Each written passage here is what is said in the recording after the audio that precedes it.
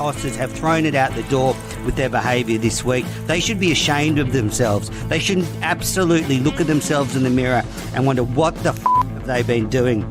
They're hissing at us and calling us cheats in the Lord's long room, and they have the gall to say, talk to us about the spirit of cricket. Absolute bullshit. There's a big appeal that's hit him on the pad. He's out. Lions gone. New South Wales are 9 down. Onto Sydney Road, and it's hit a car. Oh, I think it's hit a car. What a way to bring up your 50. All you want is to leave it all behind. Now there is a simple remedy to stay fit for all eternity. Wow. I'm still catching my breath after that incredible day's cricket. I'm coming to you to wrap up day one from the MCG, and a record MCG crowd saw a crazy day. 20 wickets fell. Both teams bowled out. Australia's second innings begun with 1 over to go before the end of the play, with Scott Boland facing Gus Atkinson. If you'd said that was going to be happening at the beginning of the day, you wouldn't have been able to get odds on it. So crazy day. Australia sent into bat, bowled out for 152. England in reply, all out for 110 in just 2.5 hours. And in reply, Australia were none for 4. Scotty Boland getting a streaky boundary to end the day. So Australia end day one of the Boxing Day test 46 runs ahead with 10 wickets in hand. I can't quite believe it. I can't quite believe what I've seen. And the key number from today is the groundskeeper, the curator, left 10 mils of grass on this Boxing Day pitch, and it has been disastrous. The ball was hooping around all over the place. Last year for the India test match, the curator left 7 mils of grass, and we got a 5-day test match. You wouldn't think leaving just 3 more mils would make such a difference, but combined with the weather, it has made a huge difference. And this is a disaster. It is a disaster for Cricket Australia, who have millions of dollars of revenue at stake. It's a disaster for the spectacle. I mean, today's exciting, and it reminds me back to Perth, where we saw 17 wickets fall on the first day. Today 20, so only a few more. But this match is in fast forward.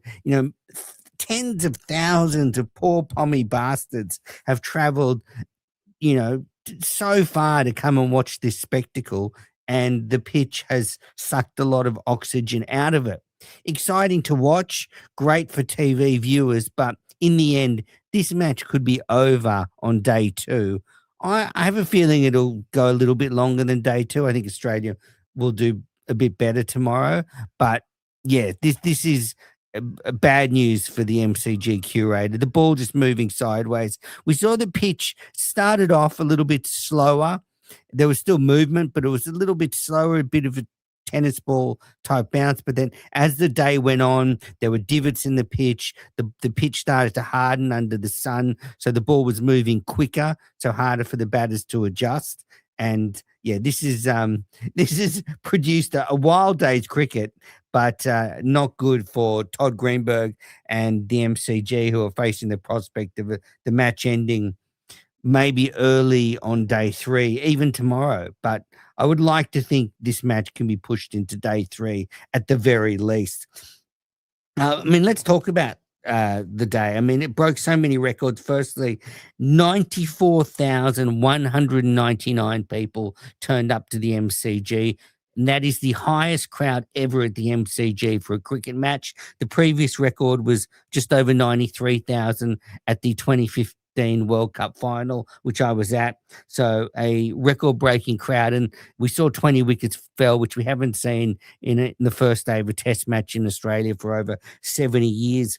Now, going back to the toss this morning, let's go right back to the beginning and the team. So we knew England's team coming into this game with Atkinson coming in for Archer, who's injured. The Australian team decided to leave out Brendan Doggett. So I thought they might keep Doggett to go short, but judging on this pitch, they probably don't need to bowl too much short stuff. So they've got Nisa and Jai Richardson returning to the side to partner Boland and Stark. Notable return. So this is Nisa's first red ball game for Australia. He's only played pink ball test matches, and a good return for him after taking 5 wickets in the test match up at the Gabba, then getting dropped for Adelaide. Nice to see him be recalled. And then Jai Richardson, first game for Australia since the last Ashes in 2021. In that game, he took 5 for 42 in the second innings, so he returns. And then Ben Stokes won the toss, sent us into bat, and Steve Smith said he would have done the same thing. And Australia got off to a pretty good start. We were none for 27, and when you consider what happened, that was a pretty good start. Then Head chopped one on. Weatherald was out, caught down the leg side of Josh Tung's second ball, and that made the score 2 for 31. And, Weatherald's only scored 141 runs in this Ashes series so far, so he certainly needs to make some runs. And although he was unlucky with this one, getting out, caught down the leg side, he does have the problem still of, falling over and falling across Weatherald, and that's why the English are just targeting in that ball that comes back into his pads because he's falling across. And even though this one was a bit unlucky, still it's that same problem where he's falling across, his head so far away from the ball, and he just found a little edge, and that had Australia 2 for 31. Then Marnus Labuschagne came out to the crease and he was out for 6. That made Australia 3 for 34. He just edged one to first slip off tongue, driving the ball that wasn't there. And Marnus had a good start to this series, a couple of 50s, but he hasn't really gone on with it since then. Adelaide, good batting conditions. He wasn't able to capitalize. And look, his figures don't make for pretty reading. This year, he's averaging under 25 at test level. He hasn't scored a test century for 2 years. Now, he's had that purple patch at domestic level. We know he can do it, but he really does need to start translating that into test runs. This pitch is hard for anyone, but he was out for 6, straight 3 for 34. Then Steve Smith bowled by Josh Tongue, driving the ball that moved back, Australia 4 for 51. And then Carey and Khawaja got Australia to lunch at 4 for 72. And at lunchtime, we hadn't seen Ben Stokes bowl. Bryden Carse had been given the ball a lot for a second spell before lunch, and we know Carse is expensive, and again, he was expensive in this innings. But Stokes did bowl the first spell after lunch, and again, straight on the money. Actually, when you look at the way the rest of the day fared out with Australia taking that 42-run lead, you could say it was costly. Maybe if Stokes had bowled before lunch, they bowled Australia over for less than 152. But anyway, Stokes came on after lunch. I mean, just more evidence of Stokes' lackluster captaincy. He really hasn't done much. So Khawaja was out for 29 to Gus Atkinson, not long after lunch. Caught behind by Smith, a review, and just a very fine feather. Australia 5 for 89. Carey out for 20, fell to the trap down the leg side again, this time off Stokes. Australia 6 for 91. And then Green and Nisa, beautiful 52-run partnership. Nisa smartly just threw his hands at anything wide of the off stump. Green stuck with him. They put on 52, but then Green and Nisa were involved in an unfortunate mix-up. Green defended one just into the offside. I think Nisa called him through for a single. It's hard to tell. They took off and Green was run out at the bowler's end. And I think it was Carse who took the ball and threw down the stumps. So that ended a really productive partnership, and you can't give your wickets away on a pitch like this. I don't know who called, but it was Green's fault. It was Green's call. It was right in front of him. So even if Nisa called him through, Green probably should have said no and to send him back, come what may. But, when you're in a bit of a run of outs, you do get those sort of unlucky dismissals like Green got. And so That's a shame. And then it was basically at this stage Australia was 7 for 143, so very useful 52-run partnership. Then it was bang bang bang for Australia. They lost their last 3 wickets on the score of 152, and Australia were all out for 152, losing their last 4 wickets for just 9 runs. Josh Tongue ended up with a 5-wicket haul. He's third at Test level, 5 for 45. So Australia were bowled out just on the stroke of tea for 152. Michael Neser top scoring with 35. And second top score was Usman Khawaja with 29. Alex Carey third top score with 20. And Australia was bowled out in 45.2 overs. So we thought that was bad, but I could see how bad the pitch was. England coming out to bat for a long session after tea. Australia was bowled out just sort of 10 minutes before the normal tea break. So they took tea early. So that meant Australia would be bowling a long last session. So England come out in reply to 152 and immediately Duckett's gone for 2.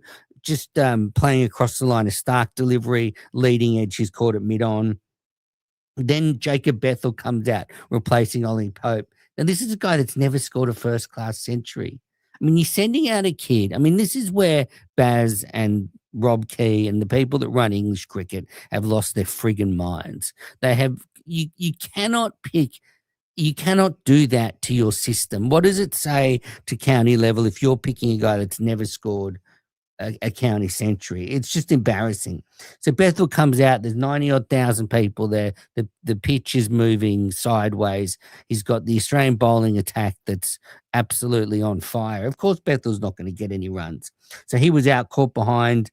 That made the score 2 for 8. He was out for I think 1. So scored 2 for 8. Root was beaten first ball, and then Crawley was out for 5, caught second slip by Smith off Stark. England in friggin' all sorts, 3 for 8.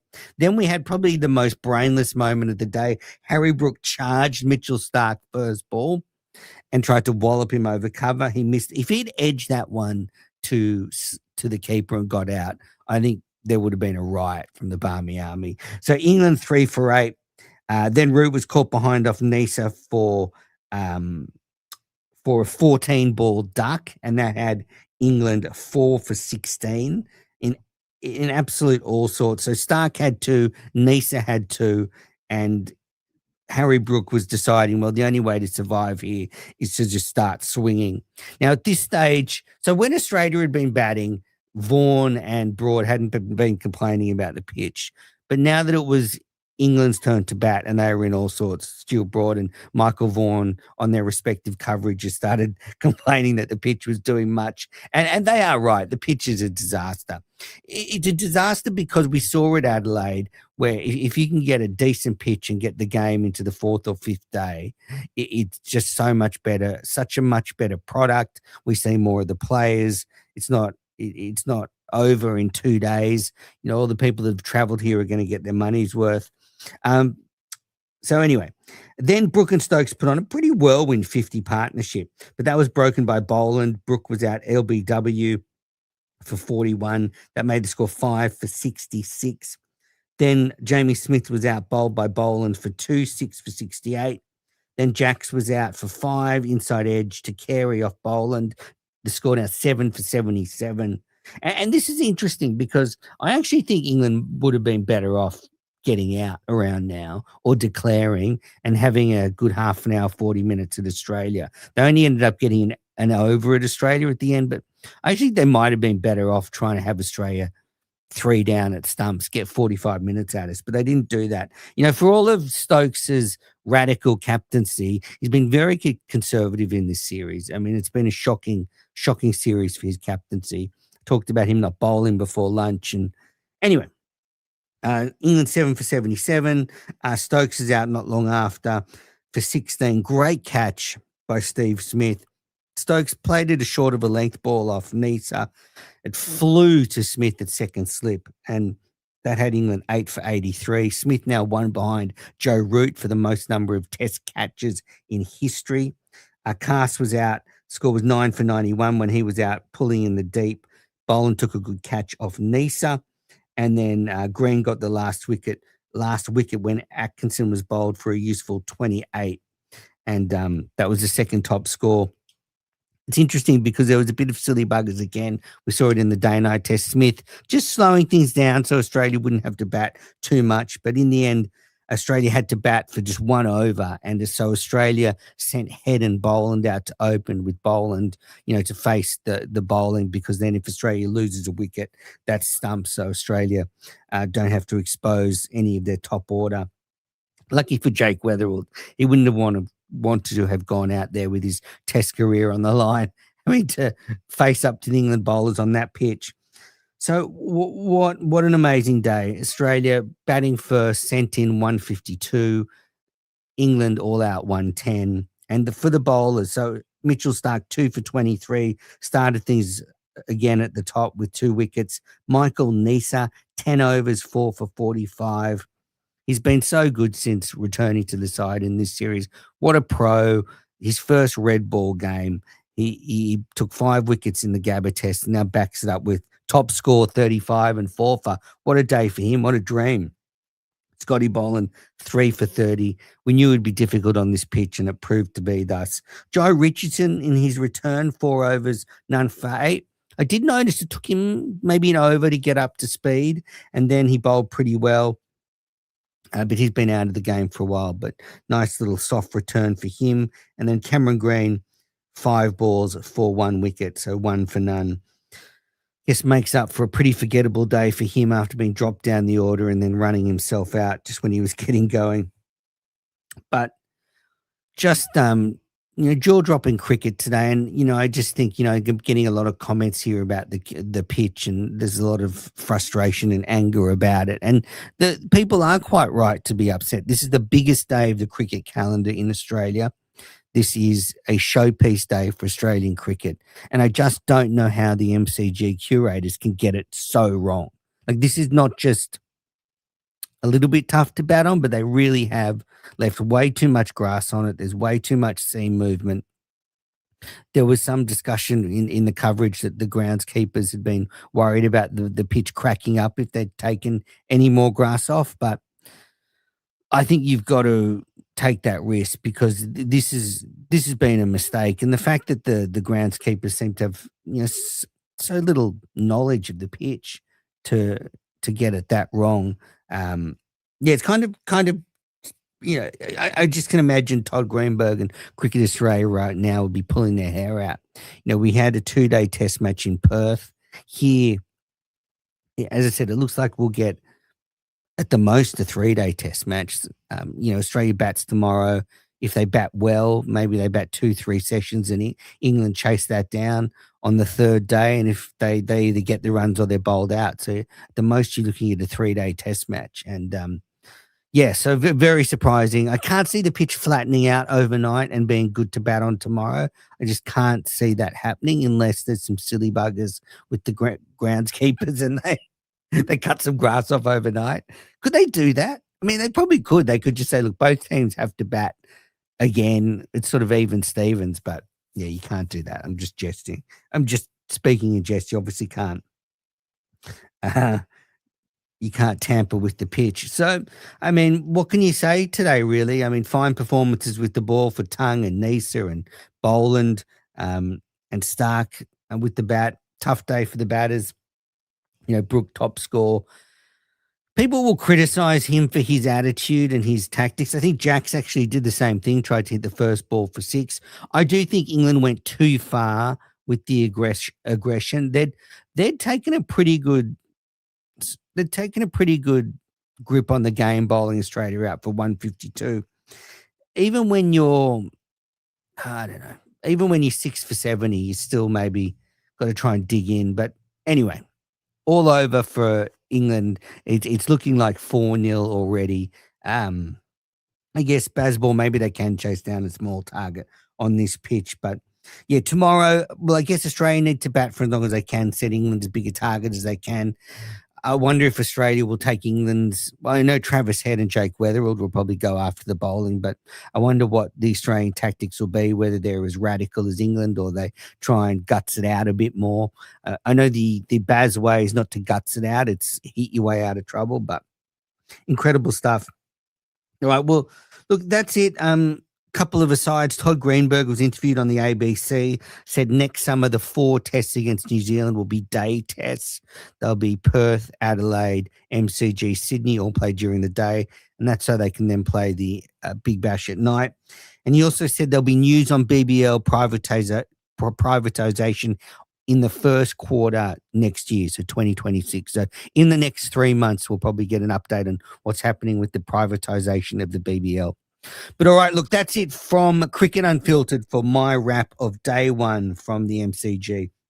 This is the longest running cricket podcast in Australia. Like and subscribe, whether you're watching on YouTube or listening on a podcast app. I will be back after every day of the MCG test and the SCG test. We're riding this one all the way to 5-0. Thanks, everybody, and back soon.